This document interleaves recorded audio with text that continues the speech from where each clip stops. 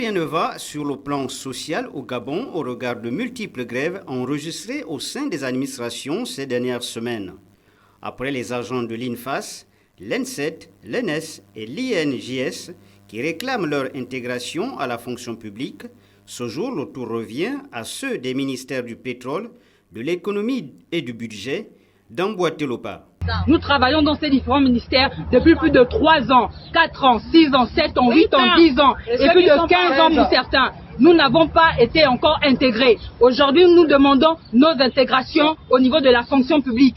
Depuis mercredi, nous avons lancé une grève de la faim illimitée. Nous avons dans ce sens été reçus à l'Assemblée nationale. Hier, nous avons poursuivi cette grève de la faim au niveau d'Arombo, le ministère de l'économie. Donc, dans cet élan, il est tout à fait normal qu'aujourd'hui, nous soyons au ministère du pétrole. Ce que nous réclamons, ce sont nos intégrations. La loi n'étant pas rétroactive, nous appelons à nouveau les autorités au bon sens. C'est des compatriotes qui sont là. Effectivement, oui. C'est des compatriotes qui sont là depuis 20 ans. Depuis 10 ans qui sont là. Il y a ceux qui vont à la retraite, qui n'ont pas de pension de retraite. Parce que ne pas avoir sa pension de retraite, ne pas avoir son salaire, c'est empêcher quelqu'un de vivre. C'est empêcher quelqu'un de vivre. On n'a pas de vie. Ils n'ont pas de vie. À quel âge commenceront-ils à cotiser les cotisations? Quand on sait que la pension de retraite, la première variable du calcul de la pension de retraite, c'est le nombre d'annuités de cotisation. Or, le nombre d'annuités de cotisation dépend du jour, de l'année, du moment où le décret d'intégration a été signé. À la lumière de ce qui précède, les agents des ministères du pétrole, de l'économie et du budget lancent un cri d'alarme à l'endroit des autorités compétentes afin de leur sortir de cette situation qui n'a de cesse trop duré. Les habitants de la commune d'Ovendo derrière la pédiatrie, plus précisément, font face à un problème d'insalubrité. Cette situation présente un risque pour la santé et la sécurité de ces derniers, les mettant quotidiennement face à d'autres difficultés, entre autres les caniveaux bouchés et les nids de reptiles. Aujourd'hui, je pense plus de 7 ans que nous menons cette activité-là pour le bien des populations.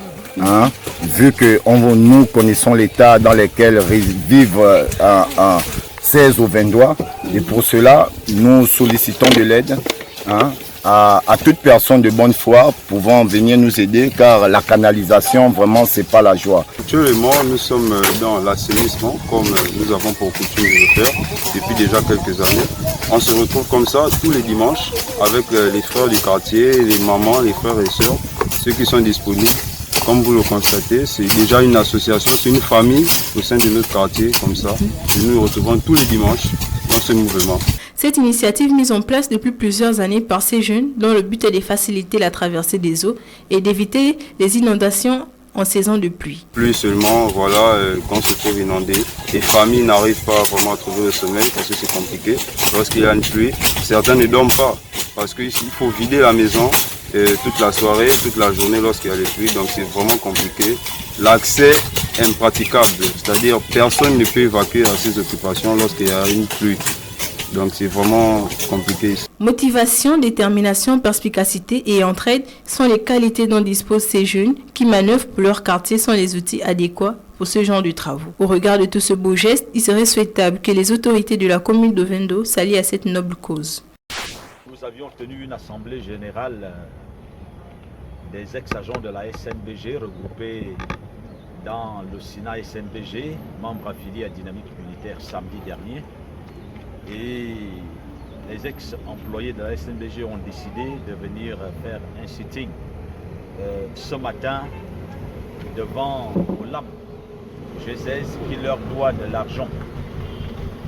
On s'était déjà longuement exprimé sur ce reliquat qui est évalué à une trentaine de millions. Depuis bientôt 2 ans, nous attendons le paiement de ces reliquats. Et donc ce matin encore, nous avons été reçus par eux. La direction de G16 nous fait comprendre que le dossier ne leur avait jamais été transmis par le comité de privatisation. Jamais. Et donc ils ont dû demander certains éléments pour apprécier Ils sont rentrés dans des explications de comment la cession avait été faite, les responsabilités des uns et des autres. Ils ont tout de même reconnu que puisqu'ils ont payé le plan social, et s'il y a un reliquat, il est normal qu'ils payent ce reliquat-là, mais ils attendent que M. Onkeya leur fasse une transmission officielle. Toutefois, ils sont, au moment où nous parlons, ils sont en train de faire leurs calculs sur la base des documents que nous leur avons remis. La zone d'investissement spécial d'Uncock, principale plateforme d'industrialisation de la filière bois, vient de se doter d'une nouvelle unité de transformation de grumes issue de la forêt gabonaise.